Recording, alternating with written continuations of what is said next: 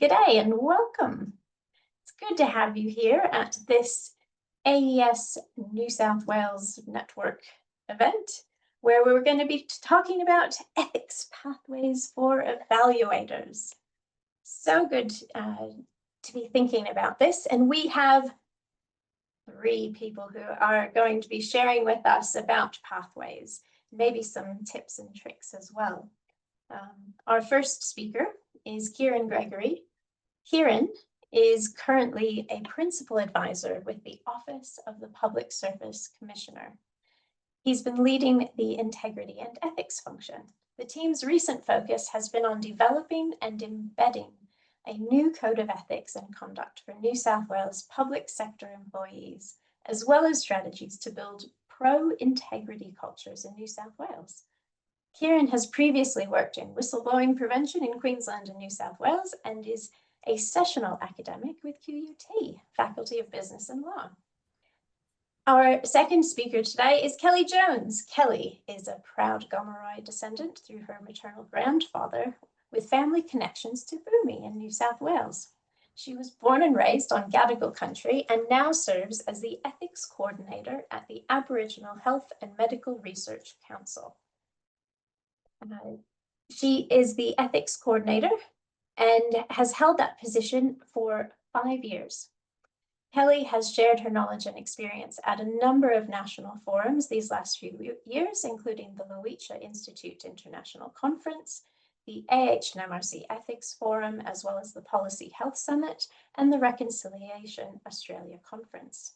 She's clearly passionate about supporting researchers and institutions to understand and uphold Aboriginal governance and research, advocating for culturally respectful approaches that lead to meaningful outcomes for communities. And our third speaker is Gerard Atkinson. He is the Managing Director and founder of IRIS Ethics.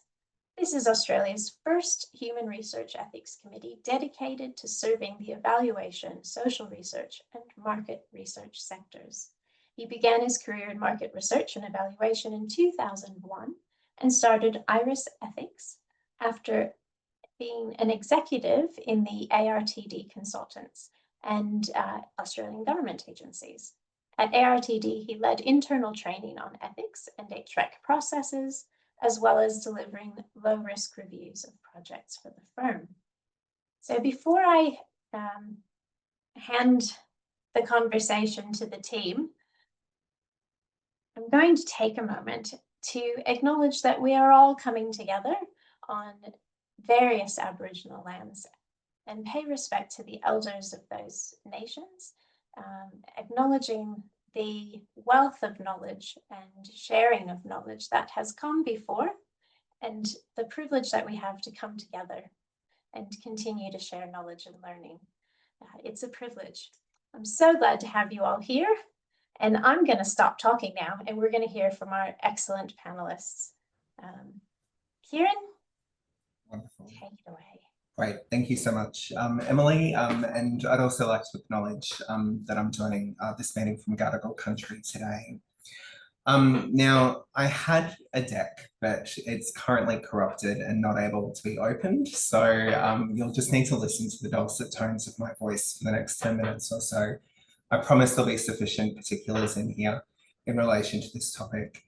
And look, this is a topic that is really close to my heart. It's something that I'm really, really passionate about. And I was so excited to get the invitation to come and talk to you about what to do when we identify there might be a little bit of an issue while we're undertaking an evaluation. I think it's worth acknowledging at the outset that evaluation is such a critical part of the policy process and indeed of project management. And we know that a lot of the times it's not happening as consistently as it perhaps should be. We also know that it's such a great opportunity to look at a project and then reflect over a policy or research and take a step back and say, okay, well, what worked, what didn't, and what can we do differently moving forward? It's also a really great opportunity, and I'm preaching to the converted here, I know, to identify those systemic improvements and then really reflect on, okay, well, what can we do differently down the track? For those reasons, it is possible, I'm not going to say likely, but it's possible that while you're undertaking an evaluation, you will come across something that you do not necessarily agree with or is egregiously wrong. You might even come across serious wrongdoing. And so what I wanted to do today was just have a bit of a discussion in relation to the formal pathways that exist in the New South Wales government sector as they relate to raising issues of concern or allegations of wrongdoing. But then I also wanted to dedicate a bit of time just to reflecting on being really strategic in terms of how you prosecute different issues and reflecting on, well, what's the best way to actually get this resolved? The other point I'll make at the outset before I go into the particulars is that I think it's important for us to take a step back and reflect on if we are identifying an issue, is it an issue that was open to the team or the decision maker to make? So it was a correct decision or a preferable decision, but it wasn't a decision that you necessarily agree with? Or has there been a breach of policy, or has there been a breach of legislation? And these are huge risk points. The reason that I think it's important to differentiate between the different categories is it's relevant to the process that you'll pursue, but it's also relevant in relation to the strategy that you'll pursue as well. Now, for those of us who work in the New South Wales government sector, you hopefully know that as of the 1st of November last year, the Public Service Commissioner adopted a new code of ethics and conduct for the government sector. So this code was had a really lengthy consultation process. It hadn't been reviewed for a decade or so. And so what we wanted to do when we were developing the new code was make sure that it captured the breadth of issues that we're likely to come across in our work as public servants. We also had to balance that with the fact that we've got such a diverse sector. We've got agencies and departments that do vastly different work. And so it had to be a document that applied to everyone. The impetus for the change, or one of the impetuses for the change, was shift in the requirement in the enabling legislation that the code is issued under. It's important, I promise, I don't want to get too in the weeds, but so previously the Commissioner issued a direction to agency heads that said you need to take steps for your people to comply with the code. That shifted to people in the government sector need to comply with the code. So, or government sector employees rather need to comply with the code. So that shift in emphasis combined with the breadth of additional issues that the new code covers means that it's really, really important that everybody's got a great understanding of what's in it, and then also what their obligations are in terms of reporting wrongdoing. So through an evaluation, you may come across, breaches of policy, for example. You might identify issues from employees where you think, hey, look, they haven't actually complied with the code. They've breached their obligations here. So the minimum standard is that where you become aware of wrongdoing, it should be reported. Different agencies have shifted some of that language to must be reported. So what I would encourage everyone to do is just make sure you've got a really good understanding of that code as a starting point, and then reflect on, okay, well, as I'm going through the evaluation, are there potential issues here that I need to identify and deal with, or identify and raise rather? In terms of, so that's the code. Now, different agencies have added different things to it as well. So one of the tricky things about the public sector is we've got so many different pathways that people can pursue. So the best advice and different obligations. So what I would encourage everyone to do is just make sure you've got a really great understanding of the code as it applies in your agency, because that will give you an understanding of the types of issues to look out for. You would also hopefully be aware that in a couple of years ago, we got new whistleblowing legislation in New South Wales. So this was great. This strengthened the whistleblowing protections in New South Wales. There are now a number of different categories of wrongdoing related to things like corrupt conduct and maladministration and misuse of public resources. So we're talking about the serious stuff here. For that kind of serious stuff, you're not expected to assess it yourselves. You're not expected to go off and get all the evidence or anything like that. But if you do identify something where you're like, this doesn't pass the sniff test, and I think it's quite serious, you should have a look at your agency's PID policy, which will detail what we need to do in order to make one of those. One of the benefits of the new legislation is that you can make them verbally, you can make them in writing, you can make them to your manager, you can make them to a range of different people listed in your policy. So this is useful. It means that you don't have to find the right door in order to ventilate your concerns. Now, it's not your job to investigate. So whether or not you identify a breach of the code potentially, or if you think, hey, look, this might fall in that PID category, it's not your job to go off and do the investigation, and please don't do that, particularly if you're then starting to access information that you shouldn't be. I wouldn't want to see you guys get in trouble as a result of, accessing records and things like that, because you were trying to pull together evidence to support your complaint. I'm mindful of the time, so I'll just quickly talk to complaints and how to practically raise either a breach of the code or potentially something more serious. One of the things that we talk to people about in terms of complaint making is just making sure that you've got sufficient particulars there in order for whoever's assessing it to really get a grip of what the issue is. So identifying clearly, here is the issue. If you think that there's been a breach of policy or a breach of legislation, then articulating that. And then giving some information in terms of why you formed that view. So again, we're not going off and getting evidence, but we want to give the decision maker or the assessor like enough information so they can say, okay, on the face of it, this warrants a further look. Now, there will be times where you just don't agree with the decision. So it might conflict with your personal values as opposed to being a breach of a policy or legislation and the like. I think that they're still worth raising, but the reason that I say that is that talking about values and values-based decision-making and how our personal values can come into conflict with others is actually really useful in terms of getting consistency of practice moving forward.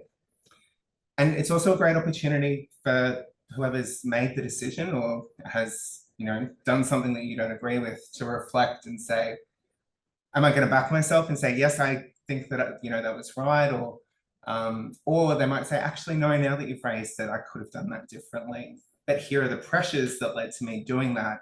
So maybe we need to have a look at those. For those kind of issues, it's, for my personal take, it's worth having conversations with the relevant team. There's no formal pathway for those, but I think those internal discussions are really valuable. And I really hope that you're working in agencies where you are able to have those conversations productively. If you can't, then it's really important to build a business case for why the stuff you do is so critical, because it is. I think that's my time.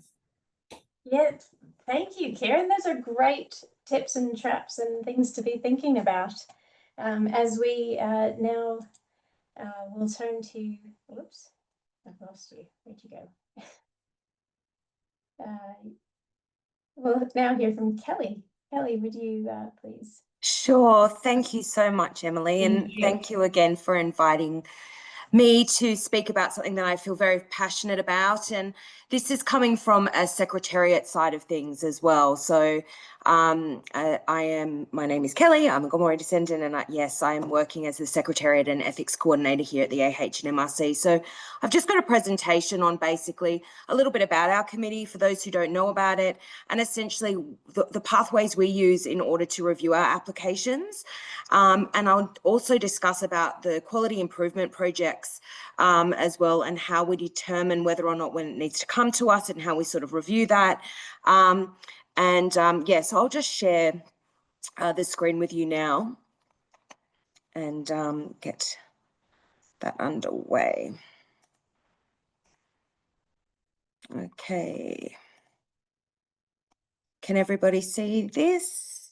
Yes, additional criteria. Is it all there? Yep, is it perfect. The AH&MRC? Perfect.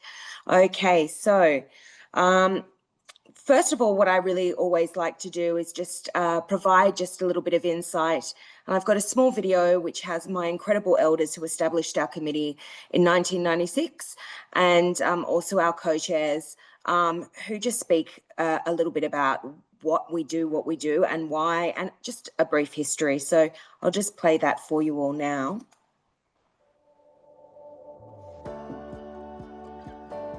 At the core of what the Ethics Committee is and the role of it is actually just to make sure that research is conducted in a culturally safe way and to the benefit of New South Wales Aboriginal and Torres Strait Islander people.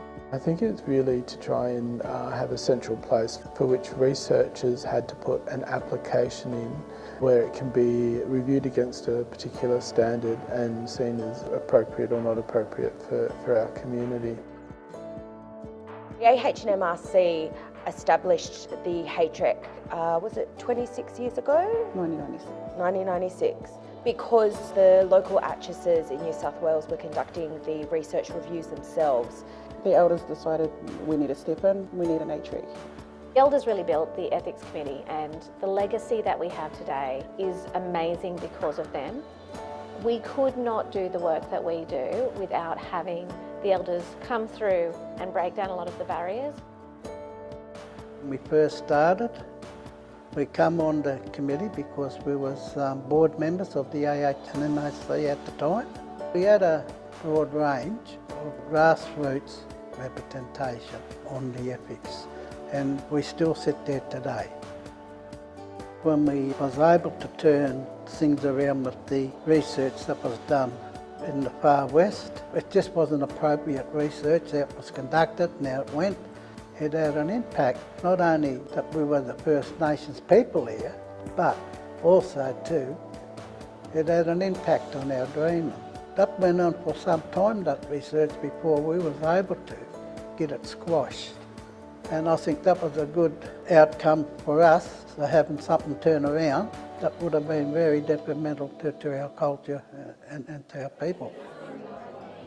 When people are conducting research, we're often directly affected in one way or another by the research subject. And I think it's incredibly significant that we have an Aboriginal Ethics Committee that then reviews those applications with that kind of a perspective. It's the mechanism to make researchers have to have Aboriginal people involved with research that impacts us. The key thing that we look for is how are Aboriginal and Torres Strait Islander people involved in the research you're doing. Without the Ethics Committee, I think we'd have a lot of cowboys that are out there doing things their own way without taking into consideration the needs of our communities. If you do want to submit an ethics application, we have all of our materials online that outline how to submit an ethics application with the AH&MRC. Also on the website there are details of when deadlines are and when meetings are on as well. So all that information can be found there very easily. This is something that people are passionate about and are willing to work towards, and when we give people feedback, we are honouring the commitment that the elders have placed on us to continue their legacy. So that's just a little understanding and a brief understanding of our history and what we do. I always like to show that video because it really promotes the importance of Aboriginal ethics and also our incredible elders. just a brief rundown. This is our ethics committee at the moment. So when you are putting in your evaluations or research projects, this is who will be reviewing your applications. And we've got obviously the beautiful Aboriginal elders who established that, and then our co-chairs, researchers, legal reps, and all Aboriginal people, except for David Pierres, who's a researcher and GP. So, sorry, my thing has just, there we go.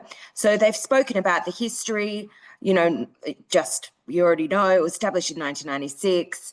And the reason for it was because the Aboriginal medical services themselves were conducting, were reviewing the research that was being done within their communities, and then they decided to all get together and establish this. So essentially that's how it became.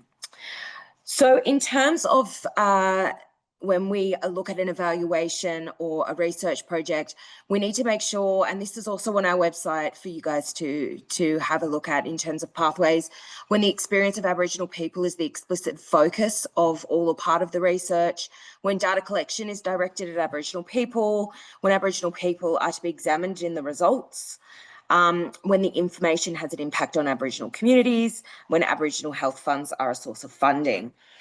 And then obviously we also look at the Aboriginal experience or medical condition being studied or known or likely to be different from the overall population, the Aboriginal people who use the service, so you might be doing it on the Aboriginal Medical Service, an ACHO or PHN, and Aboriginal people are known or significantly represented within the group being studied.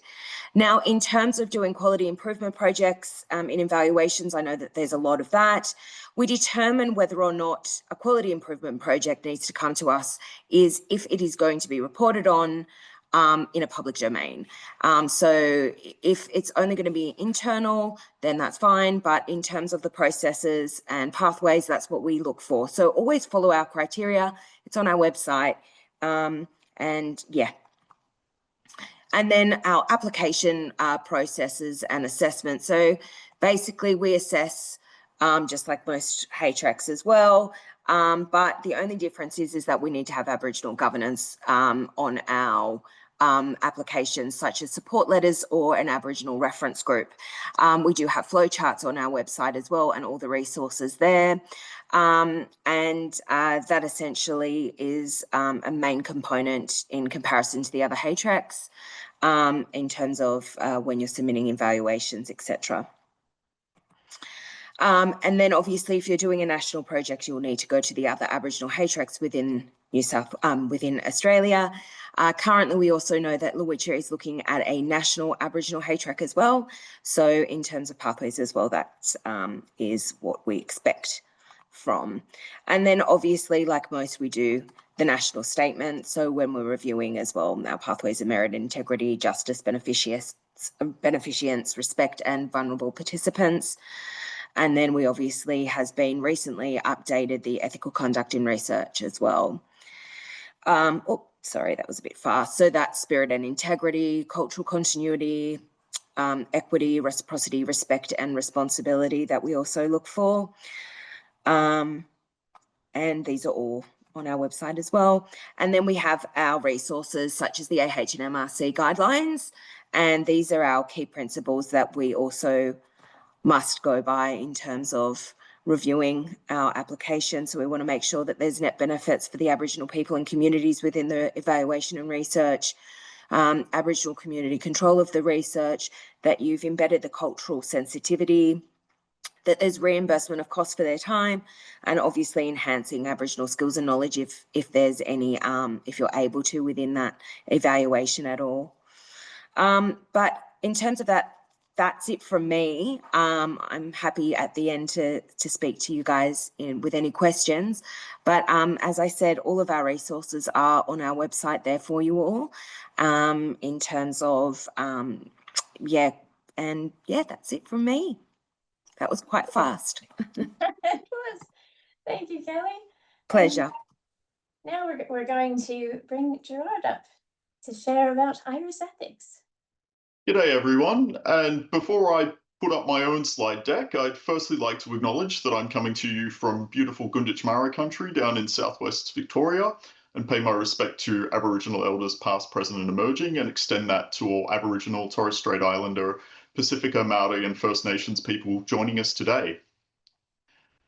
I also want to acknowledge that, it's a real honour to be on a panel with Kelly from the AH&MRC, because when we looked at starting up Iris Ethics as a company, we looked at, what are models of delivery of service that we want to emulate and strive to be like. And, AH&MRC was one of those. So we hope that we can, do them proud in terms of emulating, the quality of service that they provide.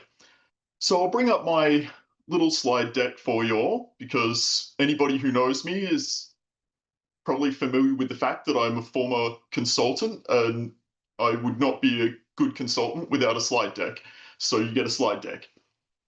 And so we're Australia's newest Human Research Ethics Committee, at least as far as I know. We opened for business on the 1st of July this year, and we're the first open access Human Research Ethics Committee that's working in the evaluation, social research and market research sectors. That's where we specialize and that's where we work.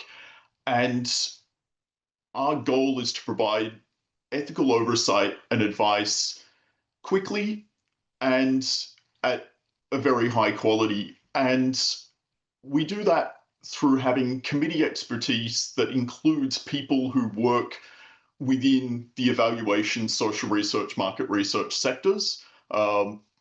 We've got people who understand the different policy areas, understand the nuances and the challenges of working in those areas. And we also bring into that committee a diversity of lived experience perspectives, be that Aboriginal, Torres Strait Islander, culturally, linguistically diverse, people with disability, LGBTQIA perspectives, so that when we get an application, we match that application to members of the committee that understand the kind of work that is being done and are able to provide good insights relative to the national statement. So what do we actually provide as a company? So first off, we do the full ethical review spectrum, everything from those full committee reviews, but we also do lower risk review pathways. So things that don't necessarily meet that threshold for a full committee review, we can still provide that oversight and advice around how to conduct those projects ethically and consistently with the national statement. We also do statements of exemption for those cases where there is a need to have a formal review that says that, no, you don't need a formal review. Little bit of a paradox there, but that's something we provide. But alongside those reviews, we founded this company with the goal of elevating the conversation around ethics in these sectors and trying to build a consistent practice, a transparent practice, so that people knew how to work ethically, and it becomes the default in a way, because there's information out there that can support good practice. And so we're doing that through providing resources for practitioners. So pretty much every week a new resource goes onto our website, and that's freely accessible. And it provides rundowns of particular issues or elements of the national statement and what that means in practice for evaluation. And we also include with that explainers, guides, templates, and checklists that we're developing to also support good ethical practice. The other thing that we do, and as far as we know, this is first in market, which is determinations. So if you're planning a project and you've got a question around whether something is ethical or not in relation to the principles of the national statement, you can actually apply to us and say, look, I'm thinking hypothetically of doing this. Hypothetically, how would a committee land on that? And we can work with you to unpack that situation and identify how the national statement applies in that particular scenario, and then give you at least the confidence to know how that can then be applied in your project. The third thing that we do is training, so providing, custom-made, tailored advice and training to agencies and firms around ethical practice in evaluation and how to make that work. And that builds upon, our resource base and the experience of our committee. So I mentioned the quality stuff. Now the fast stuff, we come from the evaluation sector, and particularly for me, I come from consulting, and a rule of consulting is that your clients always want everything done yesterday. And I've also been in government, so I understand why everything needs to be done yesterday. There's time pressures, and we wanted to build a service that could meet those demands. So we are an on-demand service rather than having scheduled meeting dates, which means that each application is treated in isolation. We select a set of members of the committee to look at it, and they have 10 business days to do that review. And for other services, we shrink that down to 5 business days because we know getting that feedback fast is really important. And to do that, we also provide ongoing engagement with applicants. So if our committee are discussing things and they've got a virtual platform where they can do that, and we start to see there's particular issues that could be clarified, we can reach out to the applicant and say, hey, what did you mean at page 12 of this application? Can you just clarify for us so that we're making decisions based on the best information possible? We also engage applicants should we have a sort of formal virtual meeting like we're having now. We invite applicants to that so that they can be there and talk with the committee through that decision process. So again, the committee is able to make the best possible decision based on the evidence. I've got a couple of flow charts. Don't worry, these are actually on our website if you do want to see them. So we've got a review process that sets out the pathway from applying for review, what we do on our side, where there are decision points and things where you might have to provide more information or be involved in the process. And we try to make that as straightforward as possible. The fact that I can get it down to a page, I think, is pretty good. And I'm hoping we can streamline that further as we build. Before I get into the other flowchart that I want to show you, I want to just bust a couple of myths, get on my soapbox and anticipate a few questions. And the 3 myths that I've got are the first one, that evaluation and QA are exempt from ethical review. That's not the case. I know that there has been statements put out there, particularly in light of the AH&MRC's guidelines on ethical conduct of evaluation and quality assurance activities, that the national statement and the review pathways there don't necessarily apply. It's actually quite the opposite. Evaluation and QA are held to a higher standard than other research because of that extra document. So there are different thresholds, but the national statement still applies first and foremost. The second myth is kind of the flip side of all evaluation and QA needs to go to a committee, especially if vulnerable people are involved. This was more so the case with previous editions of the statement. The 2025 national statement has completely rewritten section 4, which deals with activities that are taking place with certain groups of people, and it takes a much more holistic view of risk and vulnerability. And so now it's the case that you treat each project on a case-by-case basis and understand the different stakeholders, different activities and different risks. But it does mean that not all evaluation and QA needs to go to a full committee. In my experience, most evaluation and QA is probably best served by a lower risk review process, but that there are definitely evaluations and QA activities that should be going to a full HREC. The last one there is saying evaluation and QA are less risky than clinical research. I don't believe that's the case. Just because we're not taking blood samples or testing medicines does not mean that there are significant risks of harm to people involved and communities involved in that work. And when you look at the national statement, it provides a large list of the types of harms that can occur, including, you know, social, psychological, economic, and legal harms that can exist. And I would say, you know, in evaluation particularly, those risks are perhaps amplified because of the nature of the work we do in the context that we work in.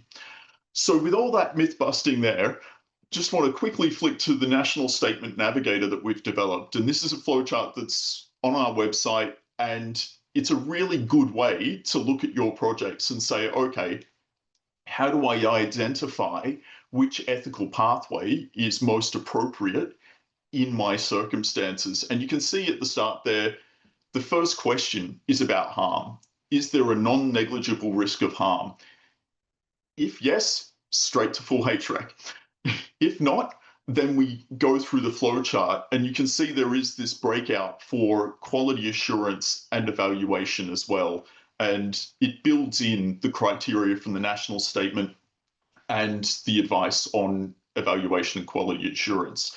So it's a good guide, and it can really help when you're planning your projects to think about these things.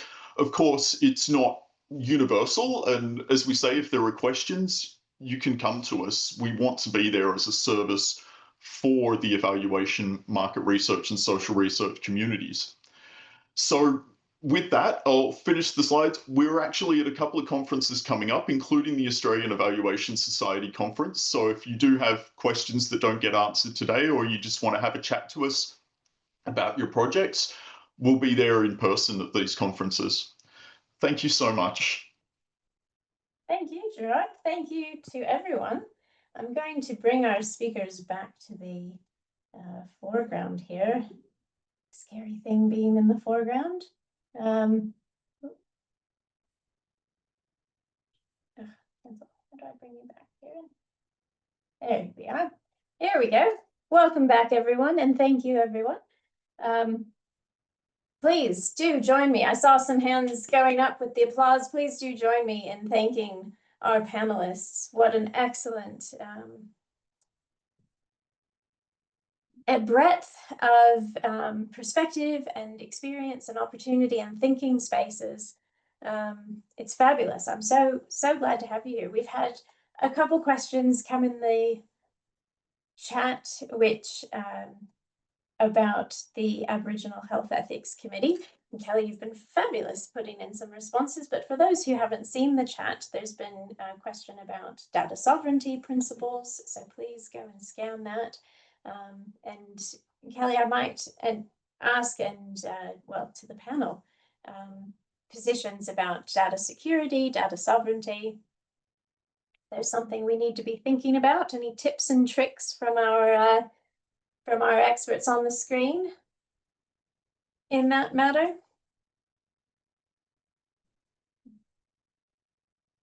Who's going to be brave? No one. I guess I sort of answered it on behalf of the AH&MRC in that question box, but yeah, we just make sure that in our ethics applications that there is like Aboriginal community control and authority throughout every stage where it's being stored, and yeah, just making sure that they provide us with all the updates, any changes throughout the entire process of their research project. But specifically with data sovereignty, we're very, very hard on that too. So we want to make sure that Aboriginal people, especially within the community, have that control over it. Mm-hmm.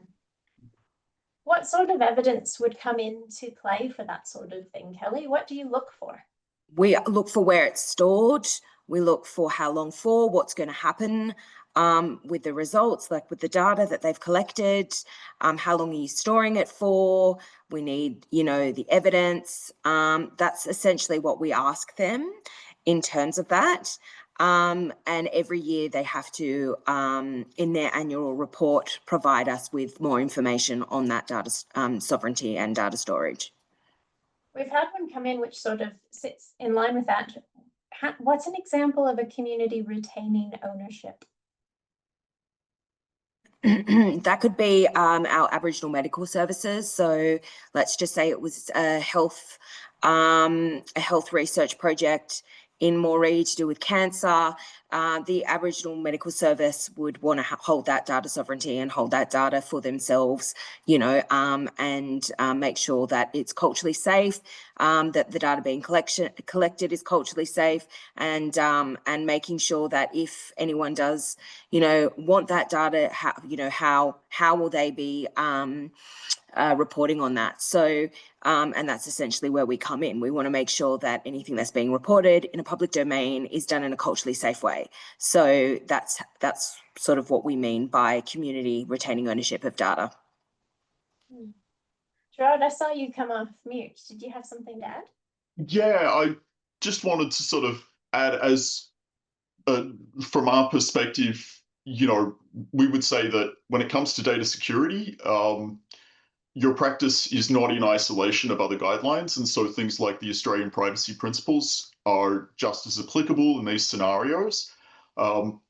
When it comes to data sovereignty, as RH-REC does undertake reviews of applications that do involve Aboriginal and Torres Strait Islander communities, we've recently updated our position statement and practice around that, which I direct people to the website to take a look at.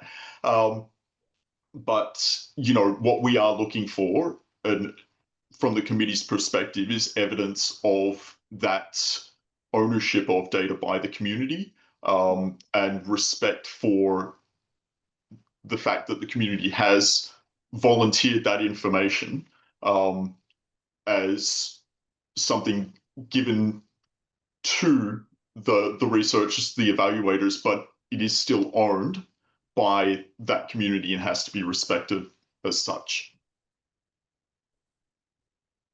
Okay, we've had a question come in. How do you distinguish, if at all, between the ethical risks from the program being evaluated and the risks from the evaluation itself? This seems to be a particular challenge for evaluation, unlike research. Thinking of the points mentioned around range of harms like economic, legal harms, when evaluating compliance, regulatory or criminal programs, justice programs, excuse me, and those risks arise because of the program rather than the evaluation. Kieran, you're nodding. What are your thoughts on that? I mean, it's a really live issue, isn't it? And I think from a practical perspective, inherently, there's likely to be some crossover, because a good evaluation may canvass some of those risks and identify and then kind of respond to those risks and reflect on, well, were they managed effectively? So depending on how you're structuring the methodology of the evaluation, like it's potentially covering some of the similar ground. So I just think it's a great question. I don't have an easy answer there in terms of how to differentiate it. Apart from really thinking through, really, I think talking about it internally. So this is what I always come back to. So talking about it internally and having those conversations to help kind of tease out where the risks are differentiated. Even if they're broadly the same, there might be kind of minute differences between them, but I don't have an easy answer, I'm sorry. Yeah, Gerard. Yeah, I'll throw in my 2 cents on this. You know, whilst it's easy from a theoretical standpoint to distinguish the evaluation and the evaluand, we know as practitioners that, you know, they're intertwined. And so in doing the evaluation, we're trying to consider the harms in the context of what we as evaluators may encounter in the process of doing the evaluation. And so if the evaluand carries with it certain risks, and a great example is one where, you are working, as Robert, you've said, in the criminal justice system, where you could be identifying activities that are illegal, activities that may require some form of mandatory reporting framework. That has to be taken into account in the design of the evaluation. And as a committee, my committee would be looking at what are the mitigation strategies that you have in place to address those potential scenarios as and when they arise. So we would be looking as part of the evaluation how that interacts with how it reflects the nature of the program and the inherent risks within that program itself. We've had a question come in that says, how do we, and they're pointing at AES, but I feel like it's all of our responsibility to prevent improper practice in terms of following ethics guidelines by private consultants. So clients from the public sector or NGO services might not be experienced enough to recognize when the services they procure are in breach of ethical guidelines. Any suggestions about how to navigate that? I guess for us, it's more education. So we provide lots of education sessions to institutes, HRECs, holding things like this. I think for us in particular, we just try and educate as many people as possible and try to refer them to our guidelines or send them out as well in hard copies. I know that's a bit old school, but sometimes that seems to work as well. That's what we do. Yep. And there's been a question come through. So this is the New South Wales network of the Australian Evaluation Society. If we're working on a project that is carried out in multiple states and territories of Australia, do we need approval in every state and territory in which we're working, or are there places where you can get mutual recognition and approval? Kieran, you've come off mute. That was a rookie mistake on my part. Oh. Look, requirements may differ depending on the jurisdiction. So I'm not aware of a whole of Australia or jurisdiction approach in relation to that. It's likely that approval will be required across the board. I probably need to jump in there and say that's not the case. We are a HREC that operates nationally. Oh, brilliant. We're not the only one. Mm. What it does mean for us operationally is understanding the jurisdictions in which an evaluation or an activity is taking place, and then ensuring that not only is the program in compliance with that, but that our responsibilities as a HREC are also in compliance with the relevant jurisdictions. I mentioned earlier, mandatory reporting is an absolutely great example of this because it is very different, the frameworks around mandatory reporting in each state and territory.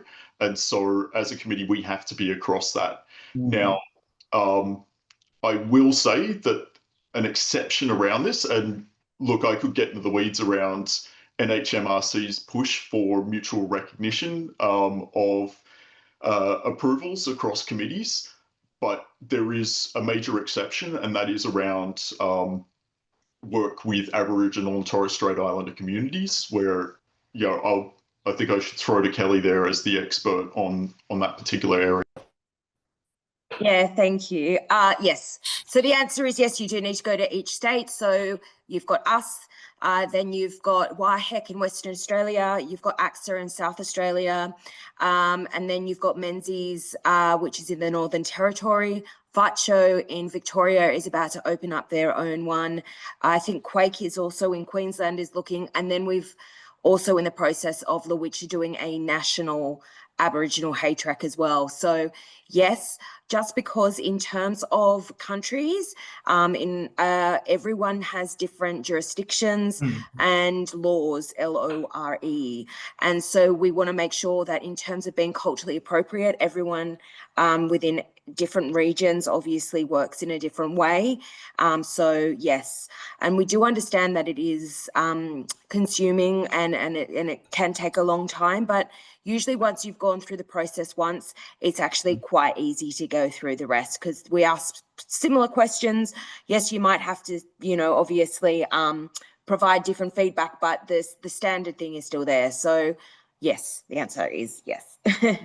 I feel like that planning piece that all of you have mentioned from the start, if you're working from the start and really thinking through all of those aspects of who, the why, the how, the where, every bit, and the what ifs, you're going to have a really clear application, and to be able to go through that process and pathway with a bit more ease and comfort, maybe. Any other questions? Please feel free to unmute and ask a question directly if you'd like. Just another thing, sorry, I didn't actually mention in my presentation, now that I think about it, in terms of the changes as well to the national statement in terms of risk, we do not consider any research to do with Aboriginal or Torres Strait Islander people to be of low risk. So any research, we suggest you please put it forward to us. We have just created a statement on that is now on our website, and we will be handing that out as well in hard copy, because we find that sometimes that works too. So just so you know, in terms of that risk when we were talking about it before. Great, thank you very much. I'm going to be really cheeky and share my screen for just a second and encourage everyone to scan the QR code and provide us a little bit of feedback on what you've thought regarding this session today. It'd be really great to hear from you. And any ideas you might have going forward, but please continue to provide questions in the chat or unmute and ask a question, as we still have a few minutes and we have our experts with us.